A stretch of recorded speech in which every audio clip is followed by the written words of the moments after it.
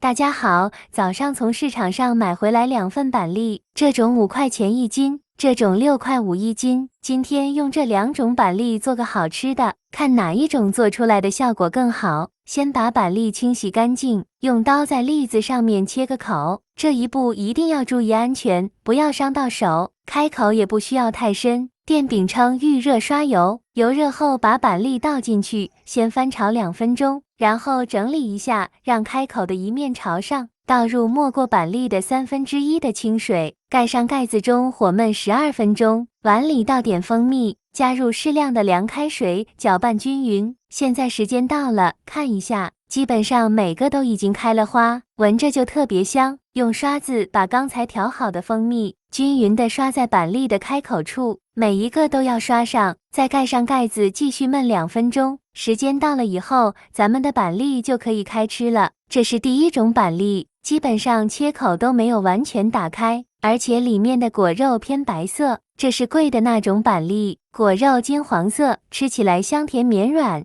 而且非常容易去皮。大家挑选板栗的时候，选这种表面带一层细细的绒毛，看起来有光泽，捏起来手感比较硬的。如果你有什么挑选板栗的小技巧，欢迎留言分享一下，谢谢大家。